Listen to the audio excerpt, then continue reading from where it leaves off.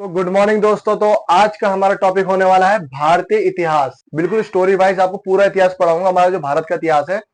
तो आपको हर एक चैप्टर छोटी छोटी वीडियो में बिल्कुल टॉपिक टॉपिक क्लियर करूंगा आपका, और पूरा इतिहास खत्म करूंगा आपका। ठीक है, बिल्कुल कहानी की तरह से इतिहास पढ़ाऊं, जिससे कि आपको कोई दिक्कत भी ना हो और ना ही कंफ्यूजन हो कि इतिहास में कौन पहले और कौन बाद में आया था। ठीक, तो क्या टॉपिक क्या होने वाला है हमारा आज का?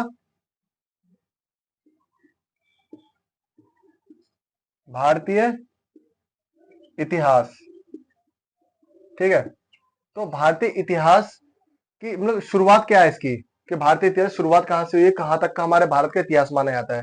ठीक है, तो शुरू करते हैं भारतीय इतिहास के टॉपिक से। सबसे पहले है भारत। ठीक, जो ये भारत है, भारत इसको क्या कहते हैं? इसे कहते हैं भरतों का देश।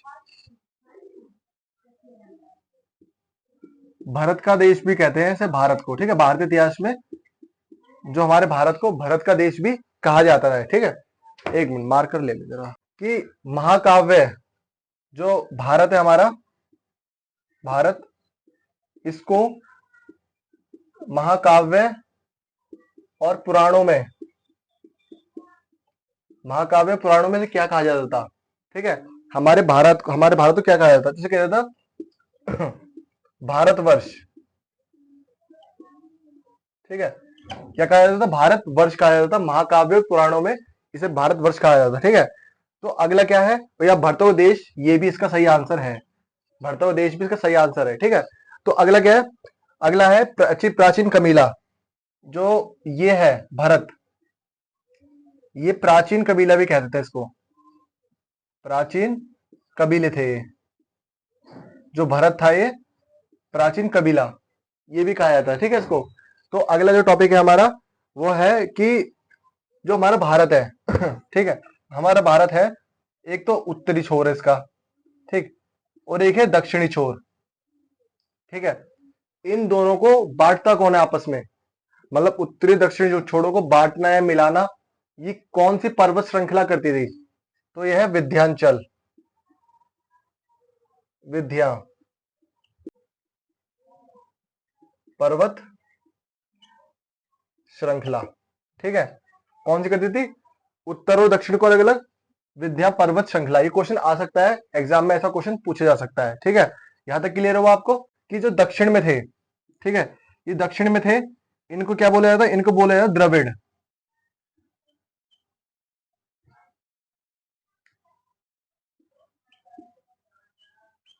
द्रविड़। ठीक है, और जो उत्तर के थे, उत्तर के, इनको कहा जाता था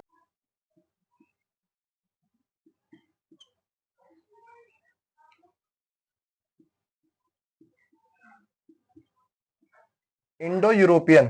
ठीक है, उत्तर के जो लोग थे वो इंडो यूरोपियन, और दक्षिण के जो थे वो थे द्रविड़। ठीक है, ये भारत का थोड़ा सा इतिहास जो शुरुआती के टाइम के बता रहा हूं बस मैं। ठीक है, तो आपको शुरुआत से बताऊंगा कि स्रोत क्या क्या है, ये सब चीजें मैं आपको बताने वाला हूँ अभी।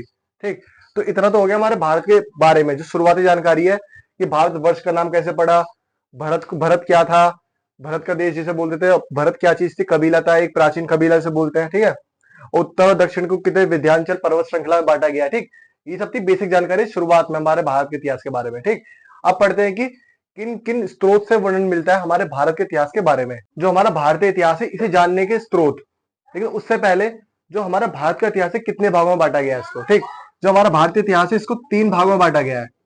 ठीक, पहला भाग कौन सा है? प्राचीन। ठीक है, प्राचीन।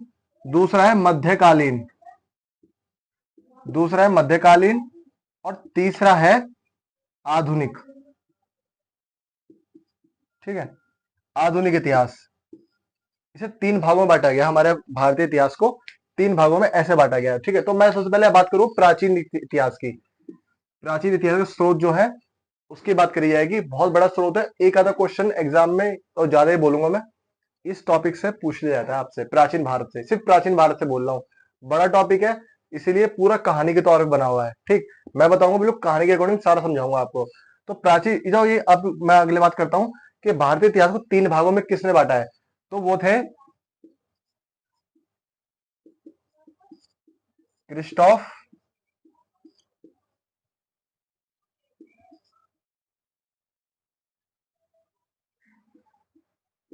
क्रिस्टॉफ सैलेरियस। ठीक, जो हमारे भारत के प्राचीन इतिहास को बांटा गया 3 भागों में, वो है क्रिस्टोफ सैलेरियस, उनका नाम है। ठीक है, ये जर्मनी के थे, ये जर्मनी के थे वैज्ञानिक इतिहासकार। इनको इन्होंने बांटा है 3 भागों में हमारे भारतीय इतिहास को। ठीक, अब बढ़ते हैं अगली तरफ। जो हमारे भारतीय इतिहास के, प्राचीन भारत के जानकारी के स्रोत है वो कितने हैं? वो 4 प्रकार के हैं। जो स्रोत है, स्रोत वो 4 प्रकार के स्रोत है हमारे भारतीय इतिहास को जानने के लिए। ठीक है, कौन कौन से हैं? पहला है,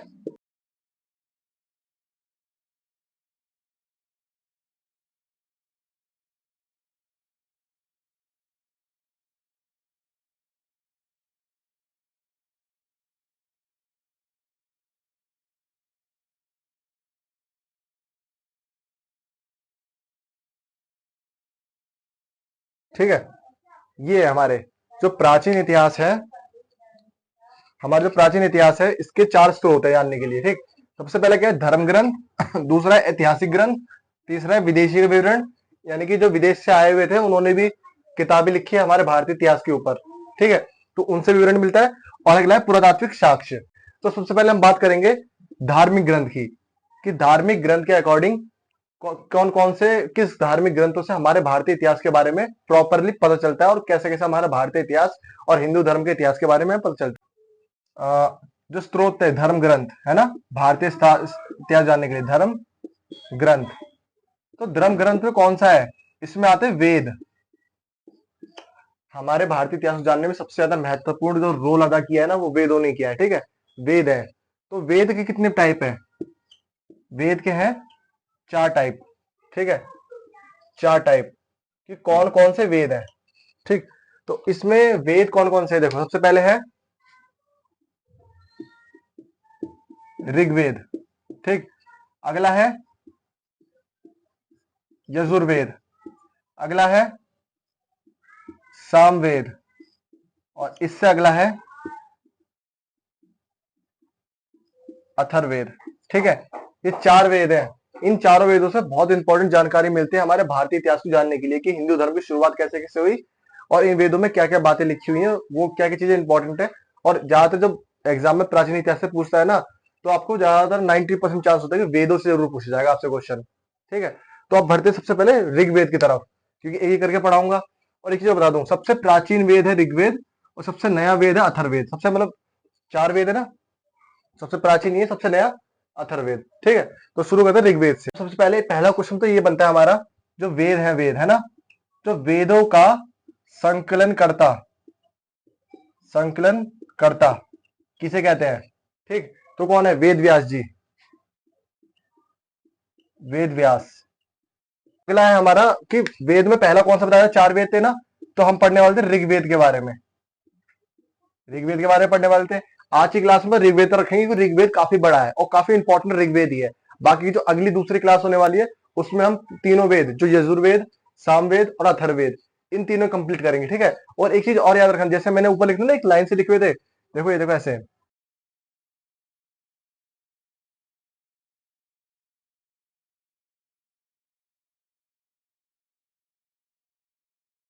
ठीक है, इन्हें एक सीक्वेंस से भी याद कर लेना, क्योंकि कभी कभार इनका सीक्वेंस पूछ लेता है। तो इन्हें सीक्वेंस याद करना, पहले ऋग्वेद आया, फिर यजुर्वेद आया, फिर सामवेद आया, फिर अथर्ववेद आया।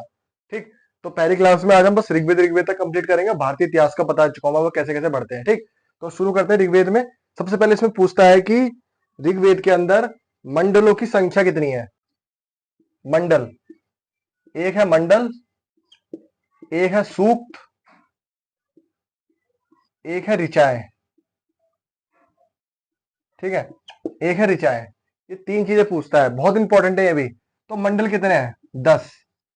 10 के 10 मंडल, टोटल 10 मंडल मिले हैं। ठीक है, 10 मंडल के बारे में वर्णन है ऋग्वेद में, और उसमें बहुत सी इंपॉर्टेंट बातें लिखी हुई हैं। जो लिखी हुई है बस वही पढ़ाऊंगा, सारे मंडल इंपॉर्टेंट नहीं है, उन्हीं के बारे में बताऊंगा। ठीक, और सूक्त कितने हैं? 1028 सूक्त है। किसमें? ऋग्वेद में। ठीक है, अगला क्या है? ऋचाएं। ऋचाएं बोलते हैं रचनाओं को। ठीक, रचनाएं कौन क्या है? 10,462। ठीक है, यह रचना है। इतनी मंत्र है, मंत्र जिन्हें बोलते हैं मंत्र, ये वो मंत्र है, ये ऋचाएं वो मंत्र बोलते हैं। ऐसी ऋग्वेद है। इसमें मिलता है ईश्वर की महिमा के बारे में, ईश्वर की महिमा। जो ऋग्वेद में वर्णन मिलता है ईश्वर की महिमा के बारे में, ऋग्वेद में वर्णन मिलता है। ठीक है। मेन टॉपिक जो है, मेन जो है ईश्वर की महिमा है, ठीक है। बाकी तो बातें और भी लिखी है, लेकिन जो मेन टॉपिक वो ये चीज है। ऐसी हर चारों वेदों में है मेन टॉपिक, ठीक। इस वेद में आर्यों के बारे में पता चलता है, आर्य, आर्य के बारे में, ठीक है। इस वेद में आर्य जो आए थे उनके बारे में वर्णन मिलता है, किसमें? ऋग्वेद के अंदर, ठीक। इससे पहले सिंधु घाटी सभ्यता भी है, लेकिन मैं अभी आपको पहले वेद पढ़ा दूं, क्योंकि इससे पहले ही सिंधु घाटी सभ्यता है। जो उससे पुरानी है ना, वो सिंधु घाटी सभ्यता है, लेकिन अभी मैं वेद पढ़ा रहा हूँ जिससे कि आप इतिहास के बारे में थोड़ा जान सके। ये 10 मंडल है ना, 10 मंडल, इनके बारे में पढ़ेंगे, कौन कौन से इंपॉर्टेंट मंडल है और उनके अंदर क्या क्या बातें बोली गई। तीसरा मंडल, तो तीसरे मंडल के अंदर क्या है, किस बात का वर्णन है? तो सूर्य देवता, सावित्री को समर्पित गायत्री मंत्र, ठीक है। तीसरे मंडल के अंदर गायत्री मंत्र के बारे में पता लगा है, और वो सूर्य देवता सावित्री को समर्पित है, ठीक है। इस बारे में वर्णन मिलता है। क्वेश्चन ये बोलेगा कि जो गायत्री मंत्र का जो वर्णन है वो किस मंडल में है? तो वो किस मंडल में? तीसरे मंडल में, ठीक है, ऋग्वेद के तीसरे मंडल में। और सूर्य देवता सावित्री को समर्पित है। एक लाइन से याद कर लो, 3 क्वेश्चन क्लियर होंगे एक लाइन से, ठीक है। अगला 8वां मंडल, तो इसमें खिल है, खिल, खिल शब्द है, बस यही याद रखना, खिल शब्द। खिल शब्द का जो वर्णन मिलता है ना, वो 8वें मंडल में मिलता है, ठीक है। अगला है 9वां मंडल, ठीक है। इसमें सोम देवता का वर्णन मिलता है, सोम देवता का वर्णन मिलता है 9वें मंडल में। अब एक में आज मैं इसमें और बताऊं, तो ये खिल होता क्या है? ये होती है हस्तलिखित रचनाएं, ठीक है, हस्त लिखित रचना। जो ये हस्तलिखित रचना है ना, इसको ही खिल कहते हैं, ठीक है। ये किस में पता लगता है? मतलब कि ये बोला, क्वेश्चन ये आ सकता है कि किस ऋग्वेद के किस मंडल में जो हस्तलिखित रचनाएं हैं उनको खिल कहा गया है। क्वेश्चन ये बन सकता है आपके लिए, ठीक है। तो कौन से मंडल में? 8वें मंडल में। 3 क्वेश्चन क्लियर हो रहे हैं ना, हर मंडल से 3 क्वेश्चन बना रहा हूं मैं, ठीक है। अभी सबसे बड़ा मंडल जो है 10वां मंडल, ठीक। तो इसमें मेन जो किस बारे में पता लगता है? ये पता लगता है चतुष्वर्णीय समाज के बारे में। चतुष्वर्णीय समाज होता क्या है? जो 4 वर्गों में बांटा गया था ना, वर्ण व्यवस्था से बोलते हैं, कहते हैं ब्राह्मण, क्षत्रिय, वैश्य, फिर शूद्र, ठीक है। ये 4 बनते हैं, ठीक। चतुष्वर्णीय समाज में कौन कौन से 4 है?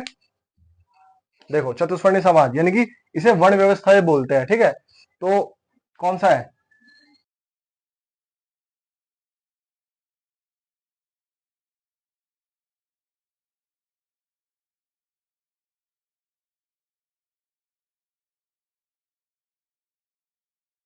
तो ये था चतुष्वर्णीय समाज, ठीक। अब थोड़ा सा मैं और बताता हूं इसके बारे में, चतुष्वर्णीय समाज होता क्या है, ठीक। तो अब है ये 4 जो वर्ण मैंने अभी आपको बताए थे, कौन से? 10वें मंडल में ऋग्वेद के, ठीक। तो जो ब्राह्मण है, ब्राह्मण, ये चारों के चारों ना ब्रह्मा जी से, जो हमारे ब्रह्मा जी भगवान है, उनसे कनेक्ट किया गया है। इनको कैसे कनेक्ट किया गया वो मैं आपको बताता हूँ। जो ब्रह्मा जी हैं उनको कहा गया है कि जो ब्रह्मा जी है उनको मुख का स्थान दिया गया है। जो ब्राह्मण है उनको ब्रह्मा जी के मुख का स्थान दिया गया कि ये यहाँ पे हमारे ब्राह्मण बैठे हैं, मतलब ब्रह्मा जी को मुख संबंध किया गया है। क्षत्रिय, क्षत्रियो को दिया गया है भुजाओं से, ठीक है। क्षत्रियो को भुजाओं से, ये भुजाएं, ठीक है, इनका स्थान दिया गया है क्षत्रियो को।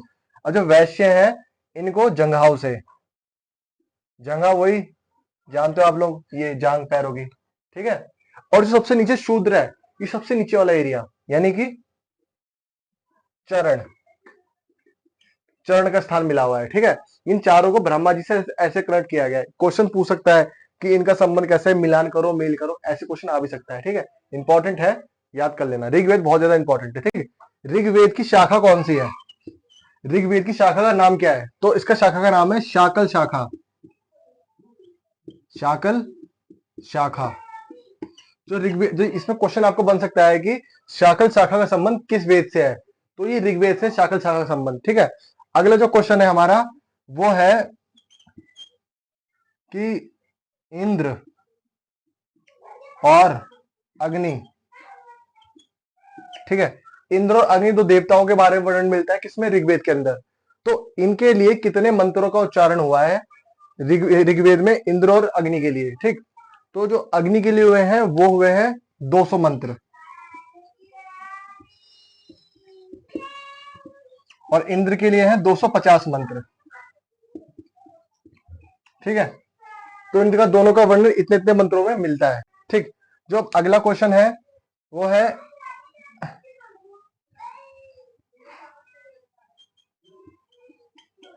ऋग्वेद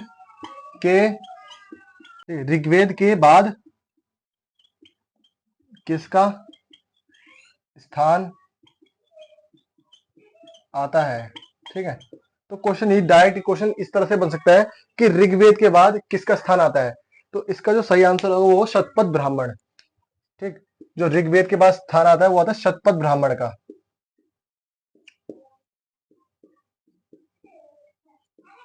ठीक है। ऋग्वेद के बाद शतपथ ब्राह्मण का स्थान आता है। एक क्वेश्चन और भी बनता है इसमें, जो ऋग्वेद का जो मंडल है ना, मंडल जो उसमें तीसरा मंडल है, ठीक है। तो तीसरे मंडल को किसने लिखा है, तो ये लिखा है आपको विश्वामित्र। विश्वामित्र ऋग्वेद का तीसरे मंडल जो लिखा है वो विश्वामित्र ने लिखा है। इसमें अब इसमें से एक लास्ट क्वेश्चन और बनता है, ठीक है, कि ऋग्वेद के पढ़ने वाले को क्या कहते हैं, ठीक है। तो ऋग्वेद के पढ़ने वाले को क्या कहते हैं, ये आखिरी क्वेश्चन बनता है इसमें एक। तो इसमें आंसर है इसका, ऋग्वेद के पढ़ने वाले बोलते हैं होत, ठीक। ऋग्वेद के पढ़ने वाले को बोलते हैं होत, ठीक। ये तो सभी ऋग्वेद के ऊपर और भारतीय इतिहास की शुरुआत कैसे कैसे हुई है इसके ऊपर ही जितने भी क्वेश्चन इंपॉर्टेंट थे मैंने आपको सभी बता दिए। एक स्टोरी की तरह बताया मैंने आपको कि कौन सा क्वेश्चन कैसे कैसे पूछा जा सकता है, ठीक। ये भारतीय इतिहास का पार्ट फर्स्ट है, ठीक है। पहले पार्ट में इतना ही काफी है। अगला पार्ट जो होने वाला है हमारा होगा यजुर्वेद, सामवेद और अथर्ववेद से होने वाला है, ठीक। आपको वीडियो अच्छी लगी तो लाइक करें और सब्सक्राइब करें हमारा चैनल।